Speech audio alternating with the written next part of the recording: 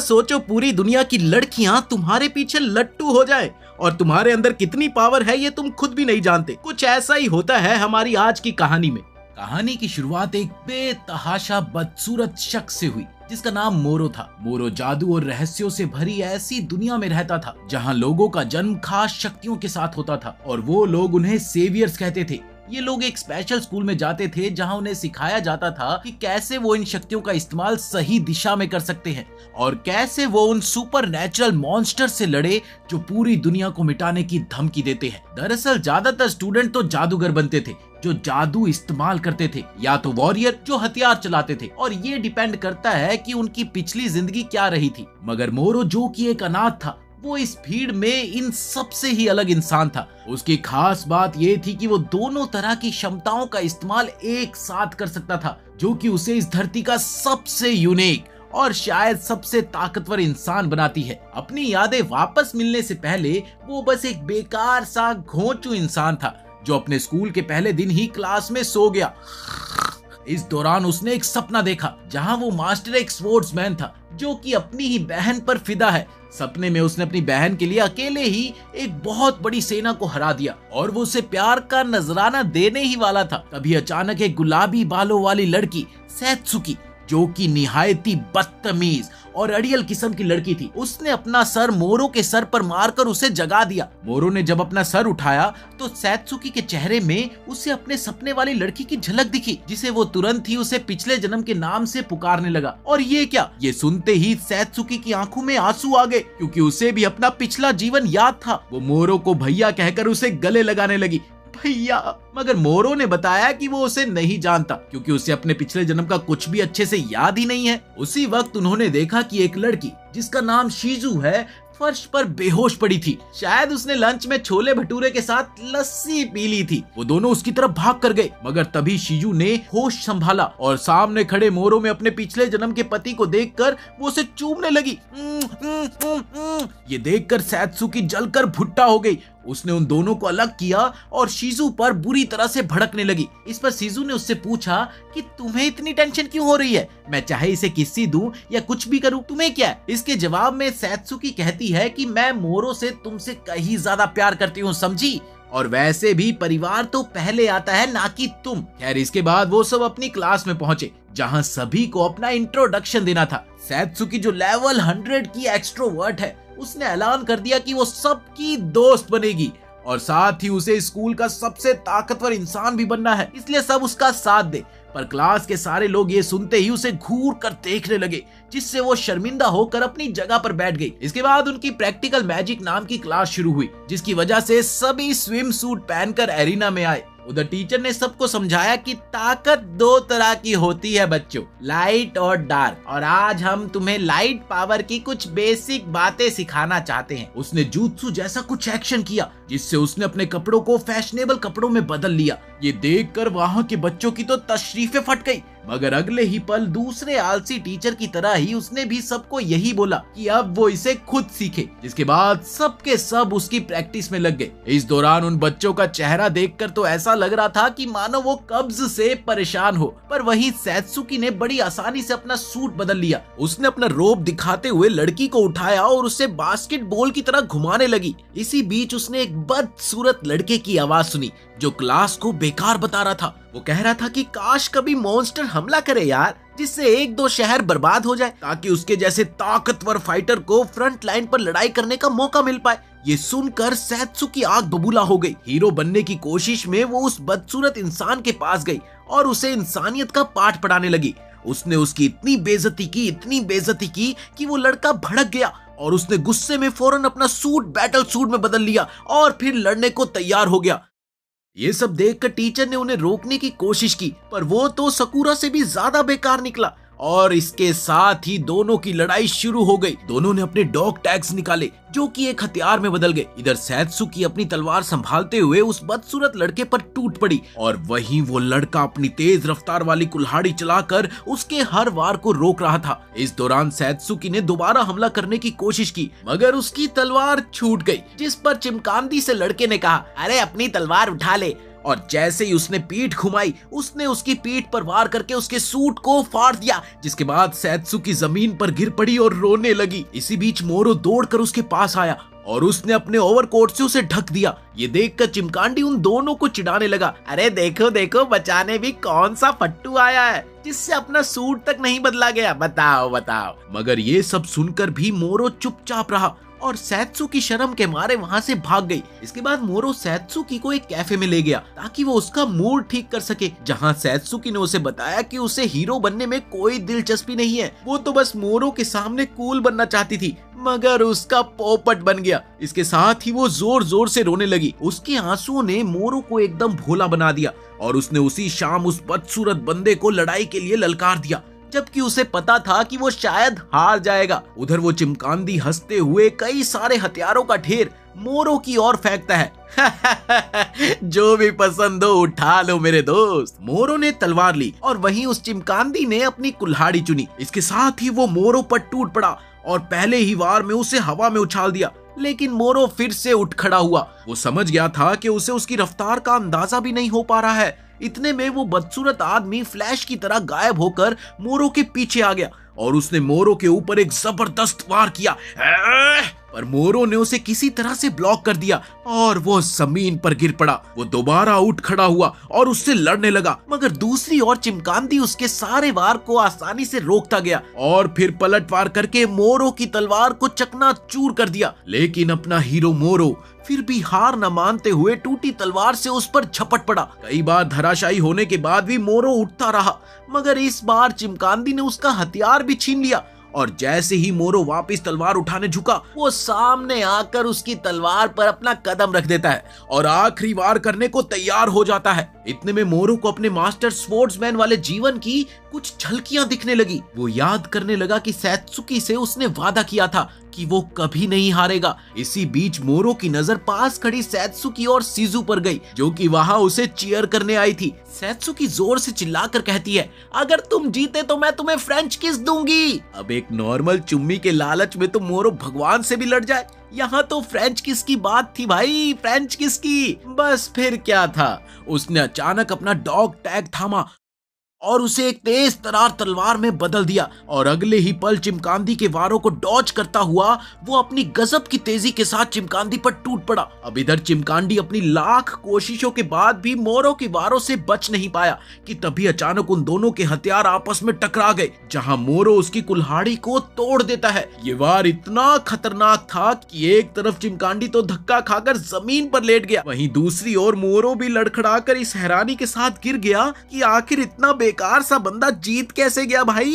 इधर सैत्सुकी बिना किसी परवाह के भाग कर आती है और मोरो को जोर से गले लगा लेती है। थोड़ी ही देर में मोरो की आंख खुली, जहां उसने पाया कि एक लड़की उसके ऊपर झुकी हुई है और अगले ही पल वो उसे चुम्मा देती है और उसे चूमकर जल्दी से प्रिंसिपल के पीछे छिप जाती है। अब प्रिंसिपल उसे बताती है कि इस लड़की ने उसकी खोई हुई एनर्जी को वापस भर दिया है। इधर मोरो को डर लगता है कि कहीं पुलिस वगैरह ना आ जाए। इस पर प्रिंसिपल उसे ये भरोसा दिलाती है कि उन्हें ये बात कभी नहीं पता चलेगी, इसलिए टेंशन लेने की कोई जरूरत ही नहीं है। कि तभी उसकी नजर सैत्सुकी पर गई, जो पास में ही बंधी रो रही थी। दरअसल प्रिंसिपल ने इस डर से बांध रखा था ताकि वो कोई कांड ना कर दे। उधर प्रिंसिपल मोरो से कुछ जरूरी बात करना चाहती है, लेकिन मोरो का ध्यान तो उन दो बड़े बड़े खतरनाक चीजों पर ही अटका होता है। खैर प्रिंसिपल उसे ये समझाती है कि तुम सबसे अलग हो, इस दुनिया में केवल तुम ही हो जो अपने पिछले 2 जन्मों की याददाश्त भी समेट कर रख सकते हो। इस पर मोरो कहता है कि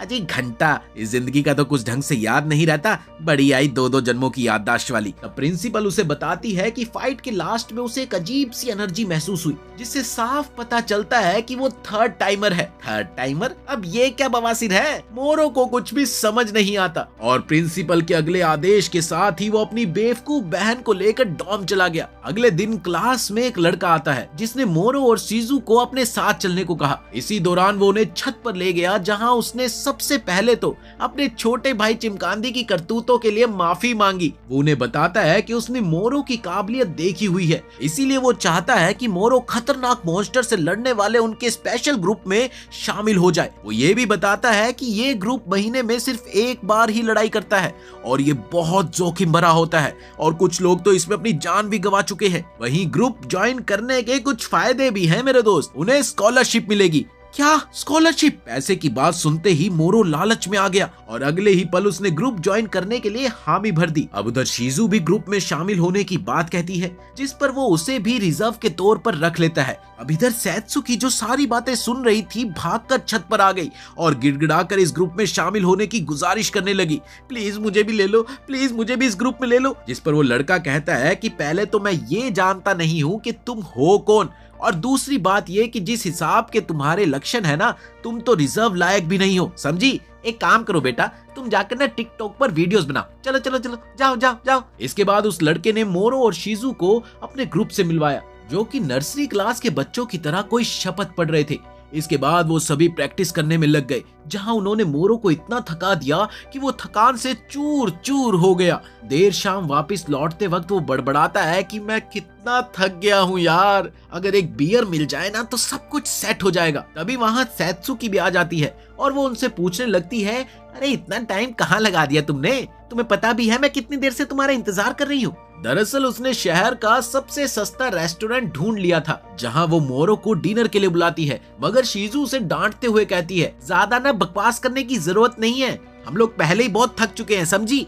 इधर मोरो का मन तो जाना चाहता था, पर शीजू बार बार सैत्सुकी को झिड़क देती। वो कहती है कि हम लोग काम धंधे वाले लोग हैं यार, इसकी तरह कोई फ्री लोडर नहीं है। ये सुनते ही सैत्सुकी एक पागल आशिक की तरह मोरो से बस इतना पूछती है कि क्या कम से कम हम ब्रेक टाइम में भी साथ नहीं रह सकते? जिसके जवाब में मोरो कुछ हिचकिचाता है, क्योंकि इज्जत का इतना भजिया पाव बनने के बाद सैत्सुकी शर्मिंदगी से वहाँ से भाग जाती है। उधर मोरो शीजू को डांटता है कि आखिर वो इतना टोकती क्यों है। इसके बाद वो सैत्सुकी के पीछे भागता है, जहां वो उसे रोता हुआ पाता है। वो उसे ये दिलासा देता है कि कल ब्रेक में वो उसके साथ जरूर रहेगा। वहीं अगले दिन सैत्सुकी शीजू को मॉल ले गई ताकि वो मिलकर मोरो के लिए कोई गिफ्ट खरीद सके, मगर काफी दुकानों पर घूमने के बाद भी सैत्सुकी को कुछ भी पसंद ही नहीं आया और वो दोनों बाहर आकर कुछ मीठा खाने लगती है। तभी अचानक आसमान पूरी तरह से काला हो गया और पानी से एक बहुत बड़ा सांप की तरह दिखने वाला मॉन्स्टर निकला, जिसे देखते ही सबकी हवा टाइट हो गई और सब लोग घबराकर इधर उधर भागने लग गए। इतने में उनकी नजर एक बच्चे पर जाती है जो गलती से पीछे ही रह जाता है। अब एक और जहां डर के मारे शीजू जड़ सी हो गई थी, वहीं दूसरी ओर सैत्सुकी ये तय करती है कि अब वो हमेशा कायर बने नहीं रह सकती। बस फिर क्या था, उसने अपना डॉग टैग निकालकर उसे अपने तेज तरार तलवार में बदल लिया और फिर उस नाग का सामना करने लगी। वो शीजू से कहती है कि जिस दौरान वो उस मॉन्स्टर पर हमला करेगी, ठीक उसी वक्त तुम उस बच्चे को चुपचाप वहां से सुरक्षित ले जाना। अगले ही पल सैत्सुकी एक जबरदस्त वार करती है, जिससे उस सांप को थोड़ी सी चोट तो लगती है, पर वो मरता नहीं। इधर जैसे ही सांप पलटकर वार करने ही वाला होता है कि इतने में शीजू लौटती है और अपना स्पेशल बर्फीला जादू चलाकर सांप पर वार करती है। इसके बाद वो दोनों मिलकर लड़ने का सोचती है और उस सांप को किसी तरह से मॉल के अंदर ले जाती है। एक तरफ जहां शीजू और ज्यादा आइस बीम चलाती है, वहीं दूसरी तरफ सैत्सुकी अपनी तलवार से ही वार करने में लगी रही। फिर एक समय में जब उन्हें ऐसा लग रहा था कि वो लोग जीत चुके हैं, तभी जमीन से और भी बहुत सारे सांप निकल कर आते हैं। इसी दौरान उन्हें ये पता चलता है कि ये कोई आम सांप नहीं है, बल्कि एक हाइड्रा है, हाइड्रा। अगले ही पल जैसे ही सैत्सुकी ने हमला किया, उस हाइड्रा ने उसे जमीन पर पटक दिया और फिर वो अपनी जहरीली गैस फूकने ही वाला होता है कि इतने में शीजू ने बीच में आकर उसे बचा लिया, मगर वो उस जहरीली गैस से खुद पत्थर की बन गई। उधर मोरो स्पेशल फोर्स ग्रुप से कहता है कि उन्हें लड़कियों को बचाना चाहिए, जिस पर वो ऐसा करने से साफ मना कर देते हैं। उनका मानना था कि 9 सिरों वाले हाइड्रा से लड़ने के लिए सैकड़ों लड़ाके चाहिए। इधर मोरो को अपने माँ बाप की याद आती है जब वो उन्हें अस्पताल में नहीं बचा पाया था, जिसके बाद वो बड़े कॉन्फिडेंस से कहता है कि वो अब किसी को भी नहीं खोएगा। इसके साथ ही वो उन्हें कायर कह के वहां से अकेले ही निकल जाता है। उधर मॉल में सैत्सुकी शीजू के पत्थर बने शरीर को पकड़े बैठी थी। इसी दौरान हाइड्रा अपनी जीभ से सैत्सुकी को चाटता है और अगले ही पल वो उसे निगलने ही वाला था कि तभी मोरो वहां पर पहुंच गया और उसने एक ही झटके में उसकी जीभ काट दी और फिर वो हाइड्रा की आंखों में तलवार घोंप देता है। लगातार वार करने के बाद भी हाइड्रा को कुछ नहीं होता और वो मोरो पर हावी रहता है, लेकिन अपना हीरो भी ऐसे आसानी से हार मानने वालों में से नहीं था। इसी बीच शिजू अचानक से चिल्लाती है कि भूलना मत, तुम्हारे पास एक और शक्ति है। इसके साथ ही मोरो को अपना दूसरा जीवन भी याद आता है, जहां पर वो एक महान जादूगर था। वो अपनी पूरी हिम्मत बटोर कर लड़ते लड़ते मंत्र बड़बड़ाने लगा और इसी बीच हाइड्रा ने भी उसे निगल लिया, पर वो अंदर भी मंत्रों को जपता रहता है और आखिर में वो मंत्र पूरा करके उसके सिर को उड़ा देता है। उसने एक छोटी सी आग की गेंद तैयार की और अपनी तलवार पर चढ़ाकर उसने हाइड्रा पर तेजी से हमला किया, जिसने एक ही बार में हाइड्रा के टुकड़े टुकड़े कर दिए और उसे खत्म कर दिया। उधर कटे हुए सिर भी धराशायी होते जाते हैं और फिर सैत्सुकी और शिजू वापस से नॉर्मल हो जाती है। बाद में स्पेशल फोर्स का कैप्टन, जिसने अब सैत्सुकी का साहस देख लिया था, उसने उसे सब्स्टिट्यूट के तौर पर टीम में शामिल कर लिया, जिससे खुश होकर सैत्सुकी हवा में उछल पड़ी। ये उसे खुशी तो इस बात की थी कि वो अब ज्यादा टाइम मोरो के साथ बिता पाएगी। अगले दिन वो सब किसी रेस्टोरेंट में बैठकर हाइड्रा की बातें करते हैं। उधर प्रिंसिपल ने मीडिया को बताया कि उन 3 स्टूडेंट्स ने साथ मिलकर हाइड्रा को मार गिराया, जबकि असल में मोरो ने ज्यादातर काम किया था। इस बात पर सैत्सुकी चिढ़ जाती है कि आखिर मोरो की वाहवाही क्यों छीन ली गई, जिस पर मोरो कहता है कि चिल यार, कोई बात नहीं है, टेंशन क्यों ले रही है। इधर शिजू ने बताती है कि वो हाइड्रा इतना ताकतवर था कि केवल 6 एस रैंक हीरोज में से कोई एक ही उसे अकेला मार सकता था। तभी एक अजीब सुनहरे बालों वाला बंदा बगल की मेज पर आता है, जो दिखने में विदेशी लग रहा था, और अगले ही पल वो अंग्रेजी में कुछ बोलता है जिसे वेट्रेस समझ नहीं पाती। ये देखकर सैत्सुकी उसकी मदद करने की सोचती है, पर ये क्या, वो बंदा तो सैत्सुकी से फ्लुएंट जापानी में बात करने लगता है, जिससे सैत्सुकी बुरी तरह से चिढ़ गई। अगले ही पल उसने अपने लिए स्टारबक्स जैसे कुछ ऑर्डर मांगे, जिसके जवाब में सैत्सुकी उससे कहती है ये एक आम कैफे है, यहाँ एक्सोटिक चीजें नहीं मिलती, ठीक है। वहीं इस बार मोरो उसे रोकता है, पर सैत्सुकी उसे सबक सिखाने के लिए एक बदबूदार ड्रिंक उसे ये बोलकर परोसती है कि ये आज का शेफ स्पेशल है। इसी बीच जैसे ही वो विदेशी आदमी शेक का एक घूंट लेता है, वो गुस्से में उसे थूक देता है। उसका मानना था कि इसमें पेशाब और क्लोरीन की बदबू है। ये देखकर सैत्सुकी और शेफ एक दूसरे को थम्स अप दिखाते हैं और मोरो तेजी से टिश्यू लेने भागता है। अचानक मोरो को महसूस होता है कि वो विदेशी बंदा गायब हो गया और गिरती हुई चाय की बूंदों के साथ समय मानो ठहर सा गया। थोड़े ही टाइम बाद गोरा पीछे दिखाई देता है। शायद उसकी स्पीड इतनी तेज थी कि बाकी सब लोग लगभग रुके हुए से दिख रहे थे। वो मोरो के सामने आकर उसे घूंसा मारने का इशारा करता है, पर आखिर वक्त में रुक जाता है। उसने बातों बातों में मोरो से पूछा कि क्या वो वाकई हिल नहीं पा रहा था या उसने हिलना ही नहीं चाहा। इसके जवाब में मोरो कहता है कि जैसे तुम्हें ठीक लगे। ये सुनते ही गोरा निराश होकर चला जाता है, जबकि यहाँ खड़े सभी लोग बस यही सोच रहे होते हैं कि आखिर ये उनके साथ हुआ क्या। इसी बीच शिजू पहचानती है, अरे ये तो एडमंड है, इंग्लैंड की स्पेशल फोर्स का लीडर और एक एस रैंक हीरो। लगता है कि हाइड्रा की घटना की खबर दुनिया भर में फैल गई है और सारे एस रैंक सब मोरो में दिलचस्पी ले रहे हैं। अगले दिन ट्रेनिंग के लिए जाते वक्त मोरो, सैत्सुकी और शिजू उस लॉली से मिलते हैं जिसने पहले मोरो को चूमा था। वो अपना नाम माया बताती है। आगे वो ये भी बताती है कि दरअसल वो प्रिंसिपल की रिश्तेदार है और उसे शक्तियां बचपन में ही मिल गई थी, इसलिए वो नॉर्मल क्लास में नहीं आ सकती।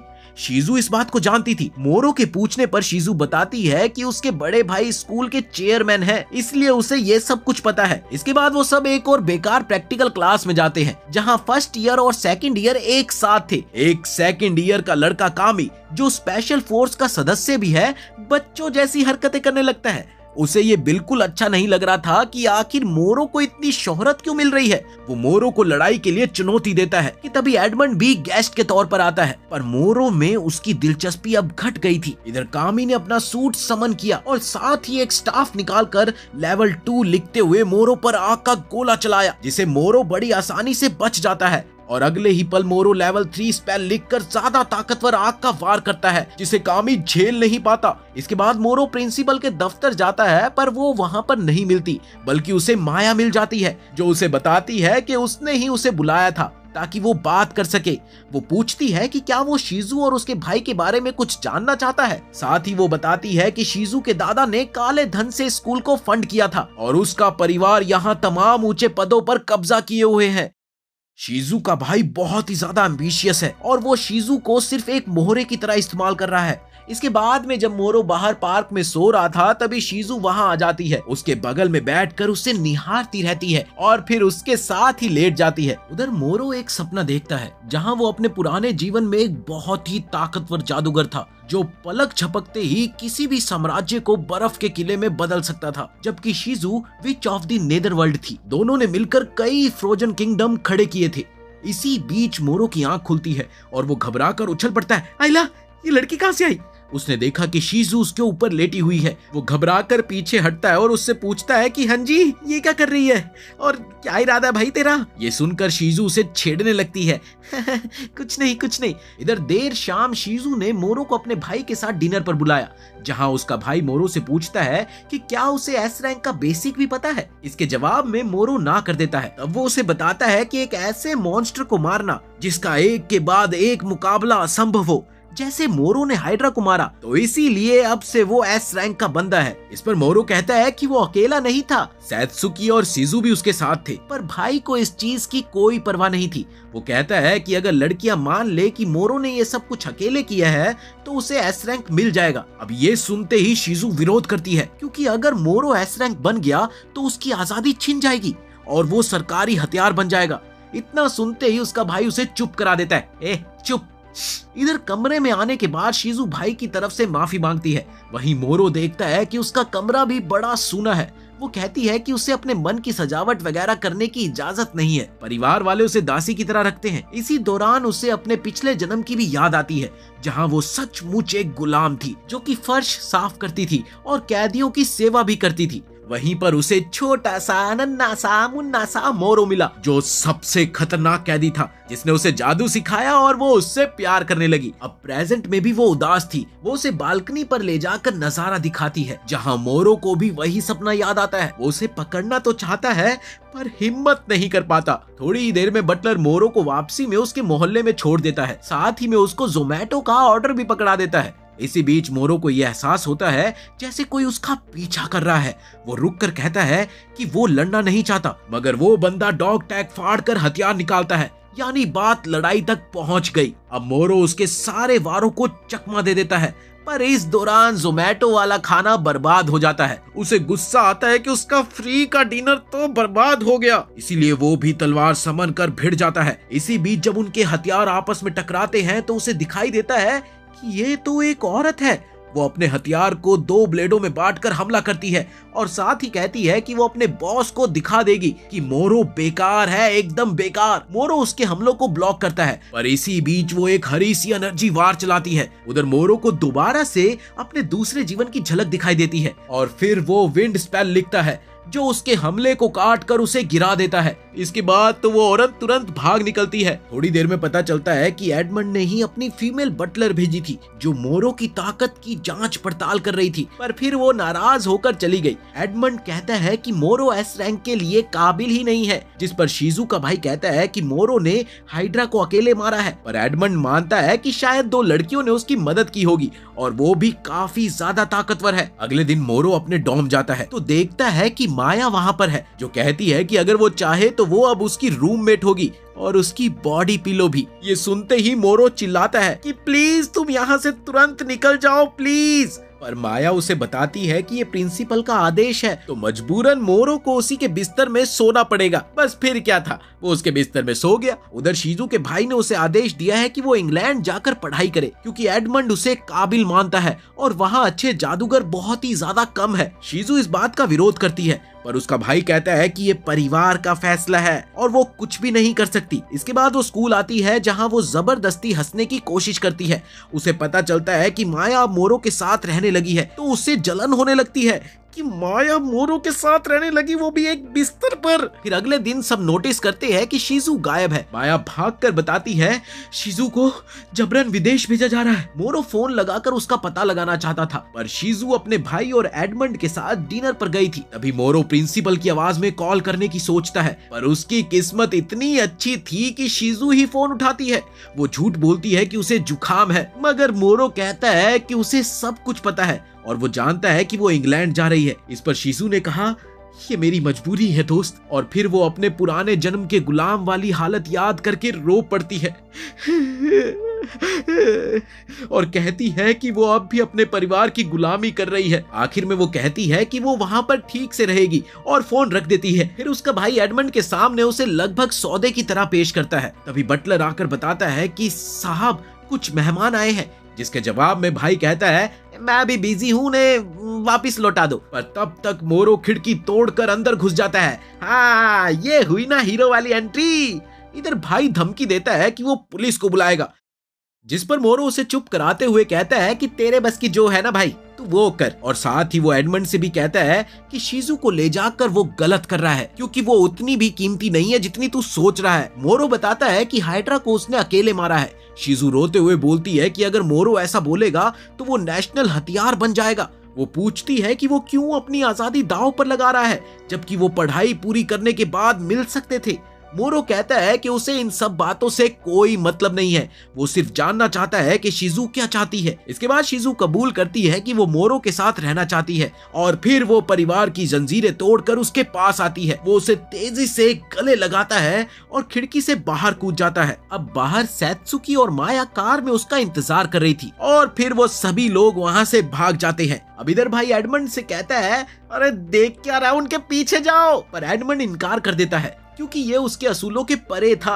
इसी बीच भाई सरकारी रुतबा इस्तेमाल करके ऑफिशियली रिक्वेस्ट करता है, जिसकी वजह से एडमंड और उसकी मेड पीछा करते हैं और वो गाड़ी पर वार करके उसे घूमने पर मजबूर करते हैं, मगर मोरो जंजीरें फेंक कर कार संभाल लेता है। वहीं एडमंड और उसकी मेड सामने आकर कहते हैं कि शीजू को उन्हें सौंप दे, जिस पर मोरो उन्हें साफ इनकार कर देता है और वो कहता है कि एडमंड से दो हाथ करेगा और साबित हो जाएगा कि वो एस रैंक के लायक है भी या नहीं, यानी दूध का दूध और पानी का पानी। ये सुनते ही एडमंड उसकी बात मान जाता है और साथ ही मोरो, सैत्सुकी, शीजू अपने अपने हथियार समन करते हैं और फिर लड़ाई शुरू होती है। एडमंड अपनी तलवार निकालकर कहता है कि अब आएगा ना मजा। वो मोरो पर झपटता है। इधर मोरो वार रोककर पलटवार करना चाहता है, पर एडमंड उसके ब्लेड को हाथ से पकड़ लेता है और इधर मोरो कोई स्पेल चलाना चाहता है, मगर एडमंड खुद पर उसका कोई भी असर नहीं होने देता। वो इतनी तेजी से इधर उधर होता है कि मानो वो गायब ही हो गया हो। मोरो एक और ज्यादा ताकतवर स्पेल लिखता है,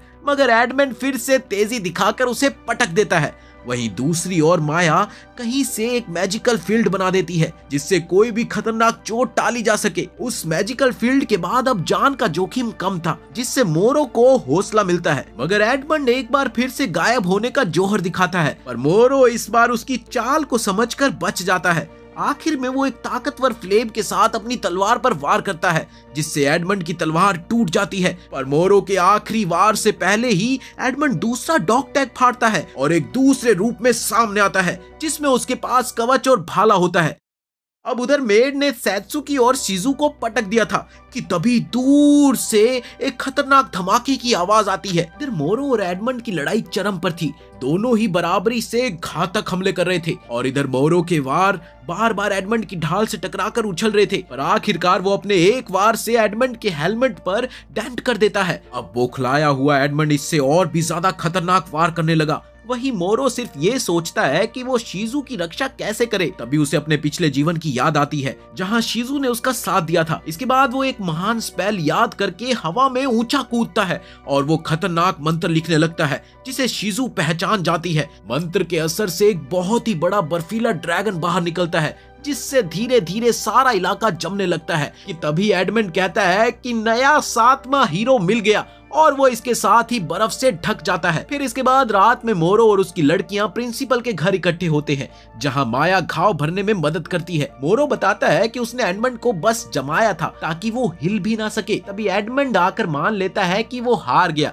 और शीजू का इंग्लैंड ट्रांसफर कैंसिल हो जाता है। वो मोरो को एस रैंक के लिए नॉमिनेट करता है और फिर वहाँ से चला जाता है। इधर शीजू कहती है कि उसके भाई ने तुरंत कहा कि अगर एडमंड उसे नहीं ले जा रहा तो वो मोरो के साथ रहकर उसकी सेवा पानी करे, जिस पर मोरो हंसकर कहता है ये तो उसके लिए अच्छा ही है। करीब 1 महीना बीत जाता है और तभी स्पेशल फोर्स का लीडर घोषणा करता है कि एक समर कैंप होगा जहां सब एक छोटे टापू पर जाएंगे। इसके साथ ही लीडर उन्हें चेतावनी भी देता है कि सब वहां अच्छे से पेश आएंगे, इस चीज का ध्यान रखना। इधर सैत्सुकी मन में योजना बनाती है कि वो कटरीना वाला स्विम सूट पहनकर मोरो का ध्यान खींचेगी। शीजू जो कि अमीर है अपने ढेर सारे आउटफिट दिखाती है। उधर मोरो भी अपने लिए ट्रंक्स लेने स्टोर जाता है और वहां पर उसे मोमो नाम की एक लड़की मिलती है जो स्विम सूट को लेकर काफी परेशान है। ये देखकर मोरो उसकी मदद करने लगा, जिससे वो शर्मा कर भाग जाती है। इसके बाद सब कैंप में इकट्ठा होते हैं जहां प्रिंसिपल उन्हें टेलीपोर्ट कर देती है। इधर मोरो को एडमंड का कॉल आता है जो उसे दूसरे एस रैंक से मीटिंग की बात बताता है। उधर सब देखते हैं कि सैत्सुकी रात में गायब होकर मोरो से मिलती है, मगर असल में वो मोरो की मदद ले रही थी ताकि वो मोमो को हरा सके। इसके बाद मोरो अपने पिछले जन्म को याद करता है जहां वो सैत्सुकी को पीछे छोड़ता है ताकि उसे बचा सके। वो कहता है कि मोमो से ना भिड़े, पर सैत्सुकी जिद करने लगती है, इसीलिए वो उसे ट्रेनिंग देने लगता है। फिर अगले दिन सैत्सुकी सबके लिए बारबेक्यू बनाती है। शायद बस एक यही स्किल थी जिसमें उसे कोई भी नहीं हरा सकता था। इधर मोरो अपने एस रैंक प्रमोशन के बारे में किसी दोस्त से बात करना चाहता है कि तभी वहां पर कामी आ जाता है और वो उसका मजाक उड़ाता है कि शायद प्रमोशन रद्द ना हो जाए। अब रात में मोरो सैत्सुकी को पानी पर दौड़ना सिखाता है, जिसके बाद सब लोग मिलकर फायर वर्क देखते हैं। देर रात जब मोरो अकेला टहल रहा होता है तभी शीजो उसे योकाता पहने मिलती है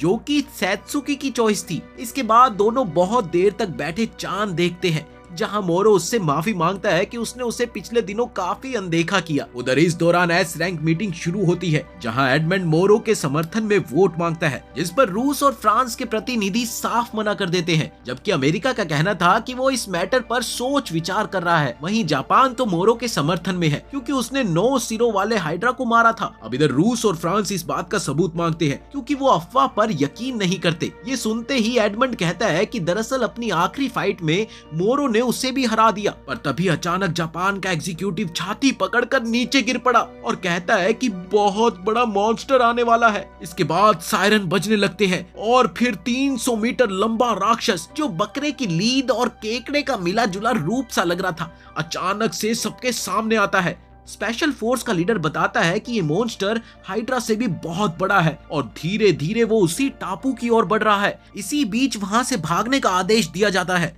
पर कप्तान कहता है कि बिना जापान के एग्जीक्यूटिव के कुछ भी नहीं हो सकता। कुछ स्टूडेंट इस बात का विरोध करते हैं, मगर तभी एक हेलीकॉप्टर उस राक्षस के पास जाता है और अगले ही पल तबाह हो जाता है। फुशक्या! इसी बीच कप्तान कहता है कि सब लोग सामान पैक करके जल्दी से जल्दी टापू से निकले। कामी सबसे पहले भाग खड़ा होता है। उधर मोरो वापस जाने से साफ मना कर देता है। वो कहता है कि वो यहीं पर रुककर उस मॉन्स्टर का सामना करेगा। इतना ही नहीं, वो लड़कियों से कहता है कि वो यहाँ से निकल जाए, मगर इस बार लड़कियों ने उसकी बात नहीं मानी और वो भी उसकी मदद के लिए वहीं पर रुक गई। इधर कप्तान याद करता है कि मोरो ने कहा था कि वो अब अपने साथियों को कभी भी नहीं खोना चाहता, इसीलिए वो भी रुककर लड़ने का फैसला करता है। इसके बाद सभी तलवारें निकालकर एक लय में अपनी शपथ दोहराते हैं। कुछ देर बाद एक बहुत बड़ा मॉन्स्टर किनारे पर दिखाई देता है। इधर कप्तान सोचता है कि शायद ये मॉन्स्टर आवाजों की ओर अट्रैक्ट होता हो, इसीलिए ये लाइट हाउस पर जाएगा और तब पीछे से जादूगर उस पर हमला करेंगे। वहीं वॉरियर्स एक ठीक ठाक दूरी से अटैक करेंगे और आखिर में वो और मोरो उसे फिनिश कर देंगे। लेकिन ये सारी प्लानिंग धरी की धरी रह जाती है। दरअसल मॉन्स्टर किनारे से टकराकर ऐसी लहर बनाता है कि बिजली कट जाती है, जिससे कि सायरन नहीं बच पाता और वहीं पर राक्षस रुक जाता है। पर इसी बीच वो कामी बेवकूफी में आतिशबाजी चलाने लगता है। उसको लगता है कि जैसे कोई नया साल आ गया हो। अब ये आवाजें सुनकर मॉन्स्टर उसकी ओर बढ़ता है और उसका खौफनाक चेहरा देखकर कामी फिर से रफू चक्कर हो जाता है। इधर शीजू किसी तरह से बर्फीला जादू करके राक्षस की एक टांग जमा देती है। वहीं बाकी लोग मिलकर उस टांग को काट देते हैं, मगर ये क्या, अगले ही पल उसमें से घिनौने कीड़े निकलने लगे जिन्होंने उन सब पर अटैक कर दिया। अब सब के सब उन कीड़ों से लड़ने लगते हैं और वहीं दूसरी ओर कप्तान बड़े से मॉन्स्टर पर झपटता है। उसे याद आता है कि ट्रेनिंग में वो मोरो से हारा था और तब मोरो ने कहा था कि असली ताकत जज्बे में होती है। इसके बाद कप्तान पूरे जोश से हमला करके राक्षस की दूसरी टांग भी उड़ा देता है। इसी बीच मोरो को अजीब ख्याल आता है कि वो भोजपुरी गाने चला दे ताकि लोग मोटिवेट हो सके, और फिर मोरो का ये दाव बिल्कुल सटीक बैठा। मॉन्स्टर आवाज सुनकर उसकी ओर लपकता है और मोरो काली ज्वाला के साथ अपनी तलवार चलाकर उसका एक बड़ा पंजा काट देता है। इधर बाकी लोग छोटे कीड़ों से निपटने में लगे ही होते हैं कि तभी मोमो बताती है कि उसकी बाई टांग गई, अब बस धड़ पर वार करना होगा। इसी बीच मॉन्स्टर के शरीर से और भी भयानक सिर उग जाते हैं, जिसे देखकर कप्तान समझता है कि उनकी ताकत कम है। वो पीछे हटने की बात कहता है, मगर तभी राक्षस जोर से चीखता है, जिससे सभी के कान फटने लगते हैं। इधर मोरो बैरियर बनाने लगता है मगर खुद भी लड़खड़ा जाता है। इसी दौरान सैत्सुकी को मोरो के कुछ शब्द याद आए। बस फिर क्या था, वो फ्रूट निंजा की तरह उन कीड़ों को काटने लगी। खचैक खचैक खचैक। वही मोमो भागकर मोरो को बताती है कि सैत्सुकी बेकाबू होकर लड़ रही है और फिर राक्षस उस पर ध्यान देने लगता है, मगर वो खतरे में है। अब मोरो मोमो से कहता है कि तुम जाकर सैत्सुकी को बचाओ, मैं तब तक मॉन्स्टर का ध्यान भटकाने की कोशिश करता हूँ। अगले ही पल वो उसकी पीठ पर चढ़ जाता है और सोचता है कि इसे कैसे मारा जाए। इसी बीच प्लॉट आर्मर के भगवान की कृपा से उसे एक बहुत ही तगड़ा मंत्र याद आता है, जिसके बाद वो तलवार से राक्षस की पीठ पर एक बहुत बड़ा गोला खींचने लगता है। उधर माया एक बैरियर बनाती है बाकी लोगों की उन कीड़ों से रक्षा करने के लिए। वहीं काफी देर से लड़ रही सैत्सुकी थक हार कर गिर जाती है और तभी मोमो उसे झट से किसी तरह से बैरियर के अंदर खींच लाती है। इधर मॉन्स्टर फिर से एक खतरनाक चीख निकालता है, पर मोरो अपने दोस्तों को याद करके और भी ज्यादा मजबूत हो जाता है और जादू चक्र पूरा करने के बाद अपनी तलवार को गोले के सेंटर में घुसा देता है और फिर वो मॉन्स्टर एक बहुत बड़े धमाके के साथ वहीं पर खत्म हो जाता है। बूम! इसी दौरान जापान का एग्जीक्यूटिव होश में आ गया और उसने बताया, मोरो ने मॉन्स्टर को हरा दिया। इसके साथ ही अब वो भी ठीक हो गया है। अब इधर फ्रांस और रूस के अधिकारियों को कोई भी शिकायत नहीं है कि मोरो एस रैंक बने, पर एडमंड ये सलाह देता है कि अगर आप चाहते हो तो हम तब तक इंतजार कर सकते हैं जब तक कि वो ग्रेजुएट ना हो जाए। इधर माया सब घायलों को ठीक करती है, वहीं मोरो और सैत्सुकी एक इमोशनल सा पल साझा करते हैं, लेकिन फिर शिजू और बाकी आ जाते हैं और सारा सीन वहीं पर खराब हो जाता है। तेरे की कुछ दिन बाद मोरो को अपने लॉकर में एक लव लेटर मिलता है जिसमें उसे जिम के पीछे मिलने को कहा गया। पहले तो वो लेटर देखकर घबरा गया और फिर उसने जाने का फैसला कर ही लिया। वहाँ पर उसे एक रूसी लड़की मिलती है जो उससे कहती है कि उसने पहली नजर में ही उससे प्यार कर लिया। इस पर मोरो कहता है कि उन्होंने तो कभी बात भी नहीं की, तो प्यार कैसे? फिर वो लड़की कहती है कि उससे अभी पहली बार देखा ना, तभी तो प्यार हो गया तुम्हें पहली बार देखकर।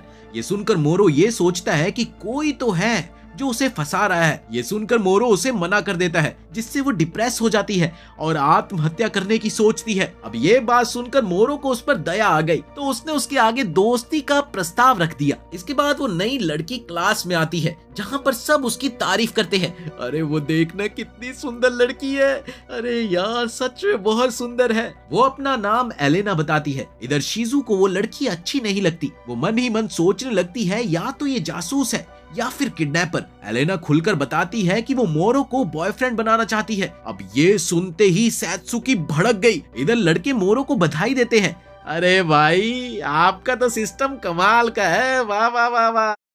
क्लास के बाद स्पेशल फोर्स क्लब में सैत्सुकी और मोरो देखते हैं कि दो लोग ट्रेनिंग कर रहे हैं, जहाँ कोई तलवार से तो कोई चेन से वार कर रहा है। इधर मोमो शर्मा कर मोरो से पूछती है कि क्या सच में एलेना ने उसे प्रपोज किया है, जिससे मोरो सोच में पड़ जाता है कि आखिर ये बात फैल कैसे गई। कि तभी वहाँ पर माया भी आ गई और उसने बताया कि ये हॉट न्यूज तो पूरे स्कूल को पता है। उधर प्रिंसिपल कहती है कि मोरो एलेना से अच्छे से पेश आना। उसी शाम मोरो अपने डोम लौटता है तो उसे गेट पर एलेना मिलती है, जो कि सीधा उसे कल डेट पर चलने को कहती है। कि तभी पास में खड़ी सैत्सुकी कहती है कि मोरो अकेला नहीं जाएगा, वो और शिजू भी उसके साथ चलेंगी, मगर शिजू कुछ जरूरी काम का बहाना बनाकर मना कर देती है। अगले दिन एलेना कैट गर्ल की कॉस्ट्यूम पहनकर आती है। अब उस बेचारी को कौन भला बताए, एनीमे में जो दिखाते हैं वो असल दुनिया में सच नहीं होता बहन। लेकिन वो उदास हो जाती है। इधर मोरो उसे संभालता है। इसी बीच सैत्सुकी का कॉल आता है।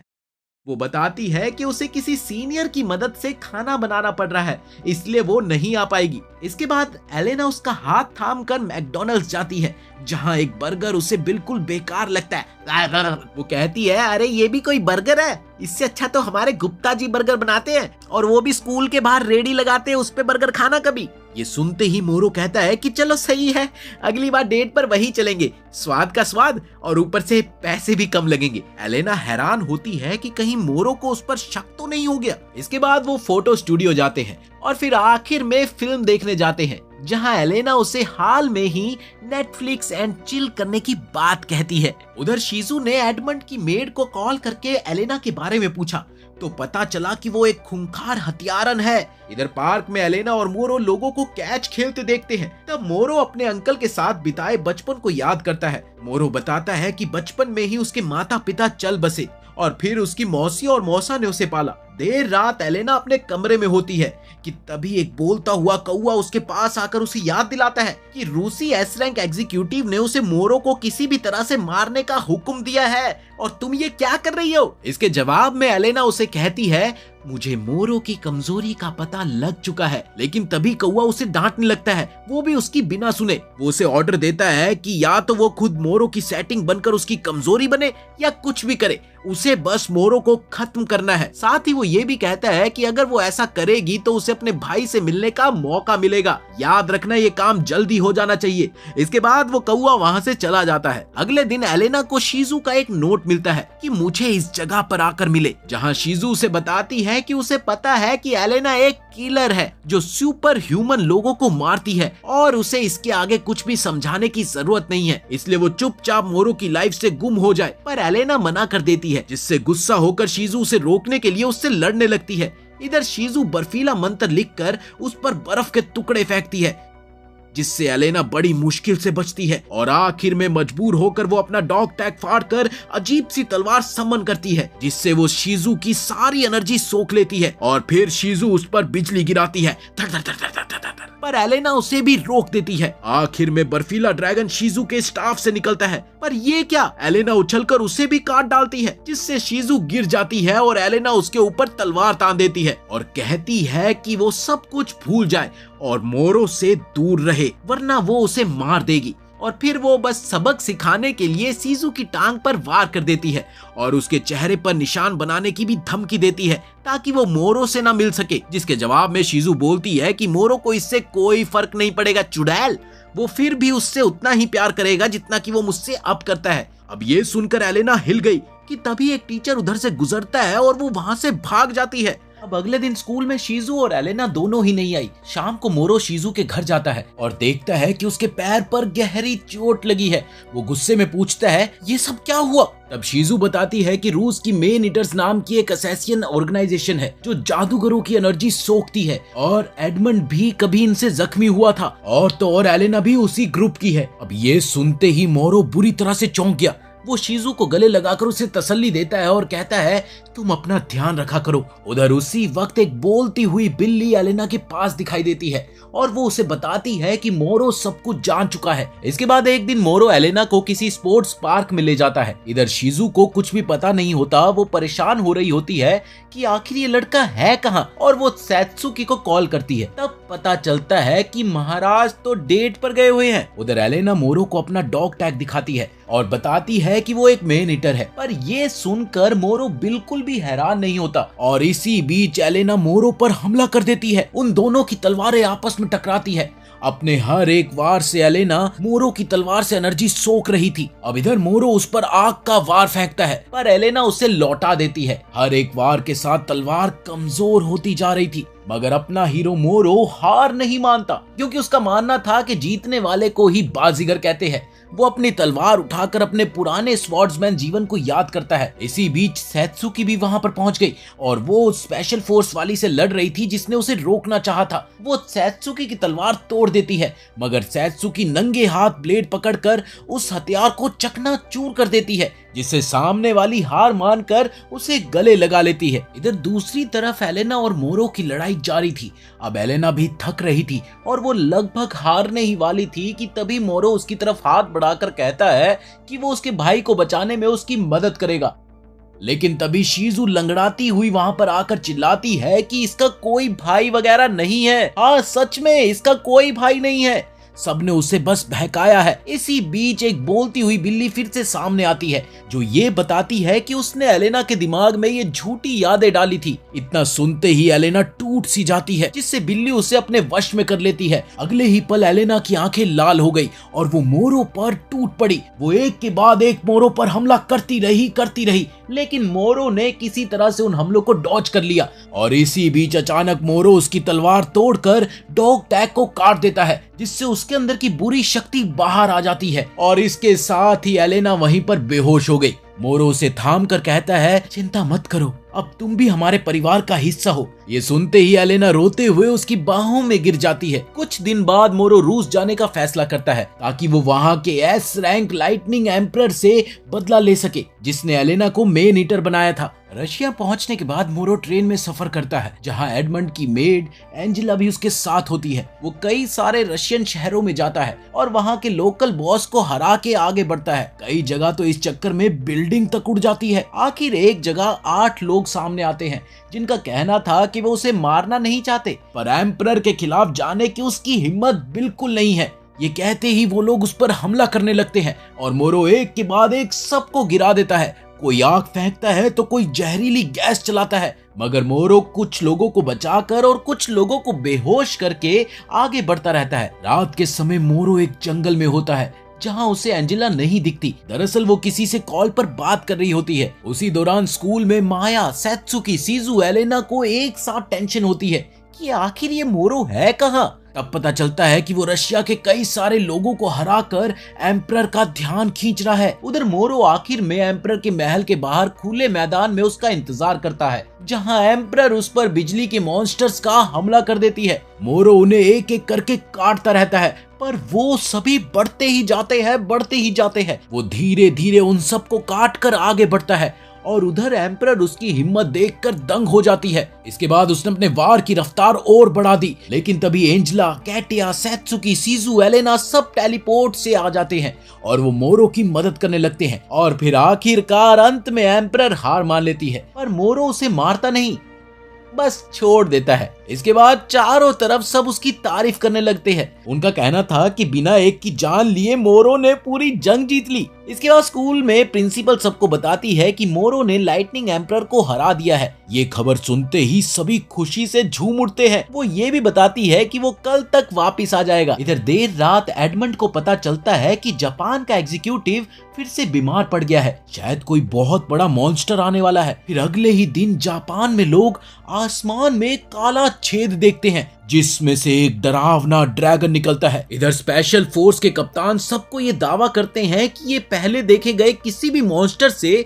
सबसे ज्यादा खतरनाक है। उधर प्रिंसिपल मोरो को बुलाने के लिए टेलीपोर्ट की तैयारी करती है, पर मोरो तो अभी रूस में है। इस दौरान ड्रैगन पूरे शहर में आग लगा रहा था, जिससे लोग घबराकर इधर उधर छिपने लगे। इधर स्पेशल फोर्स जंगल के पीछे से उस ड्रैगन को घूरती है। प्रिंसिपल माया के साथ मिलकर टेलीपोर्ट सर्कल बनाने लगती है।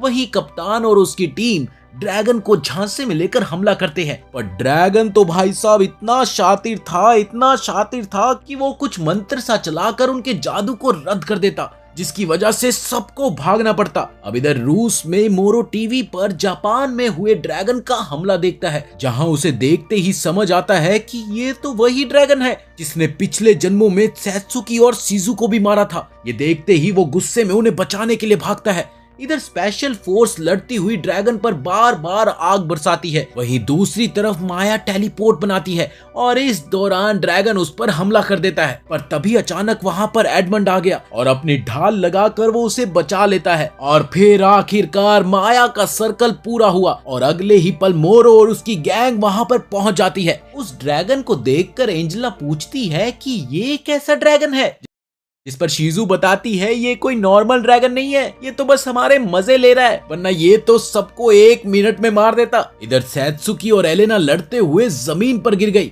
जहां से वो ड्रैगन का ध्यान भटकाने लगी। तभी मोरो बोलता है कि सब घायल लोगों को हटा लो, अब मैं इस ड्रैगन से अकेला निपटूंगा।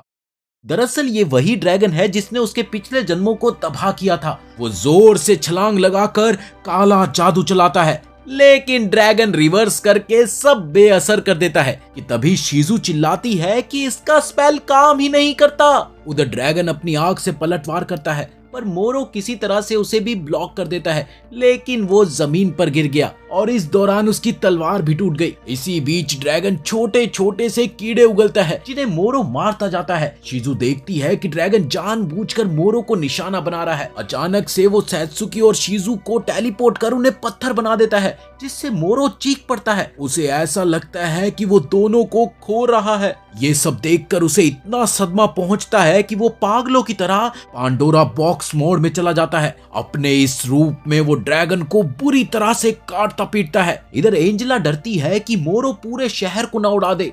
वो एक कयामाती स्पेल तैयार करने लगता है कि तभी किसी तरह शीजू और सैत्सुकी अपना पत्थर वाला रूप तोड़कर आजाद हो जाती है। उन्हें अपने पिछले जीवन की याद आने लगी। वो कहती है कि वो हमेशा साथ रहेंगे। उधर थोड़ी देर में मोरो होश में लौट आता है और स्पेशल फोर्स भी इकट्ठी हो जाती है। उनका कहना है कि डरो मत, तुम अकेले नहीं हो। अब इधर ड्रैगन एक और हमला करता है, पर अब सब मिलकर मोरो का साथ देते हैं। कैटिया और यूली अपने मंत्र से उस पर वार करती है, बाकी लोग कीड़ों से लड़ते हैं। इधर एडमंड ढाल लगाता है, माया प्रिंसिपल को ठीक करती है। आखिर में मोरो अंतिम मंत्र पूरा करता है और सैत्सुकी शीजू के साथ मिलकर एक बेमिसाल महा तलवार बना देता है और उस तलवार से वो ड्रैगन के चिथड़े चिथड़े कर देता है। ये देखकर सब लोग खुशी से झूम जाते हैं। अब इधर जापान का एग्जीक्यूटिव भी ठीक हो जाता है और कहता है कि ड्रैगन मर गया। इसके कुछ दिन बाद एडमंड और एंजेला विदा लेकर इंग्लैंड लौटते हैं।